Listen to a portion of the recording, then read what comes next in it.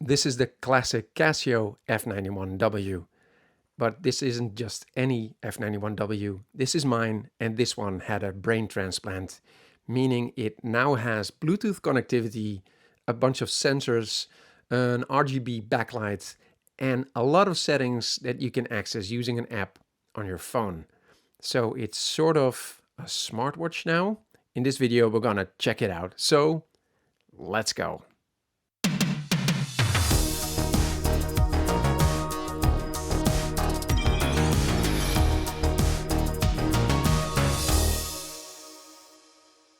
This video is sponsored by PCBWay. Ordering a PCB on PCBWay is super simple. Click on the quick order, add your local design. The online tool will then automatically detect the number of layers and the dimensions. Then all you need to do is make the needed adjustments, like the quantity, the color of the solder mask, and anything else you want to adjust. Next up, select one of the many shipping options and you're all set to go. I have used PCBWay services many times in the past and I can really recommend PCBWay. The new brain of my Casio is made by Ollee Watch, and this is a drop-in replacement PCB for your F91W and these models. And installation shouldn't take more than around 10 minutes. No soldering is required. It's a drop-in replacement. And for people who are not comfortable opening up their watch or just don't want to bother, Ollee Watch also sells pre-modded watches. So here's a montage of me installing the mod into my watch, sped up with some cool dance music in the background.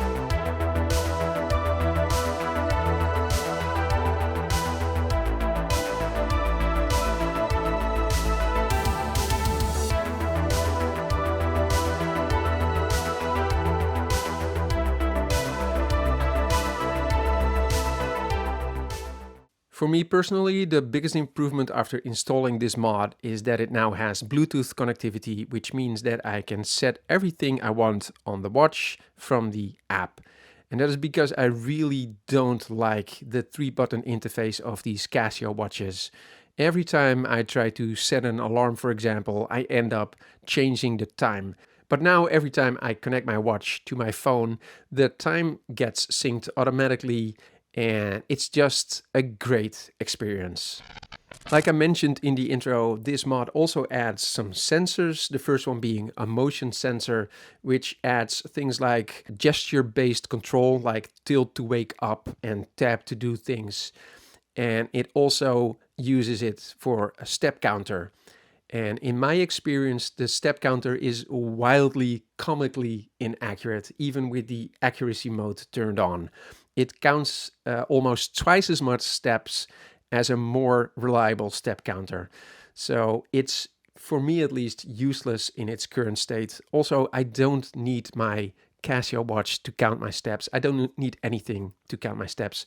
I've also disabled all the gesture stuff. I just want the screen to be always on, just like on a normal Casio. So the motion sensor is there for you. The gesture stuff is there. I have it disabled personally.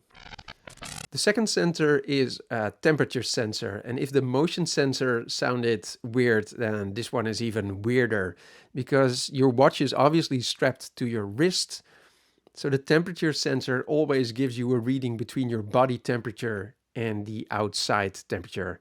Not really sure what I'm supposed to do with that number, but it's there if you want it, and I have it disabled. For me, the biggest improvement and addition of the Ollee Watch is the app. The app is available for both Android and iOS, and the app just makes using the Ollee Watch a breeze. You can set everything from the app and you never have to touch any of these buttons ever again. From the app, you can see your fitness data, you can set alarms, you can set timers.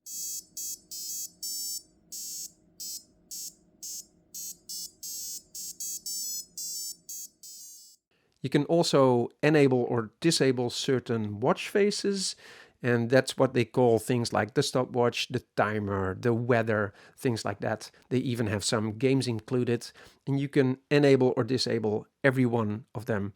And the one that I immediately disabled is, of course, set time.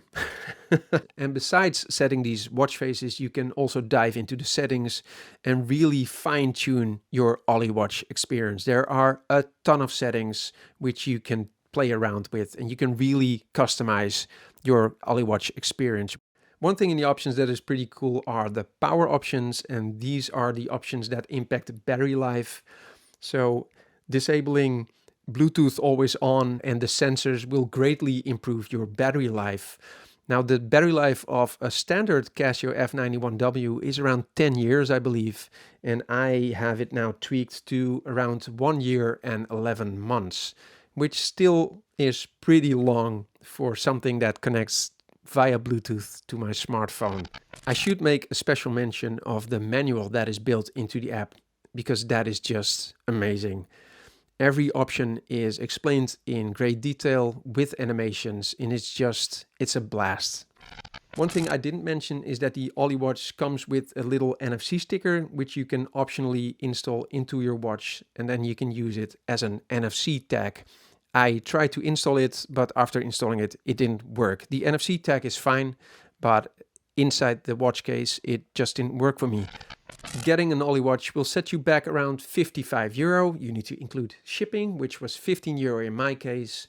And you need to have a Casio F91W, which is also around €15. And then you get around the price of a cheap G-Shock, which also has Bluetooth. Plus, the mod itself costs around 3 times the price of the watch itself. So a valid question is this a wise investment? And for me, it's an absolute yes. I really love the F91W, and the mod fixes all the issues that I had using this watch. Plus, it elevates this watch to the current century, I guess. Before I started recording this video, I wanted to know if there were any alternatives to the Ollee Watch, and there is something called the Sensorwatch, which looks very similar. It's also a drop-in replacement PCB for this watch, but that doesn't have Bluetooth connectivity. You need to take it out of your watch case, then connect it via USB, program it with your computer, and then put it back in every time you want to change something. You have to do that process again. So it's a little more gimmicky, a little more hackery, I think. Maybe it's cheaper. I didn't check that. But yeah, just know that there is an alternative out there called the Sensorwatch. So for now, thank you so much for watching. Please subscribe if you haven't already. Check us out on Discord. It's a really fun little gang of people talking about retro stuff and non-retro stuff. And I hope to see you next time on the Retro Game Couch.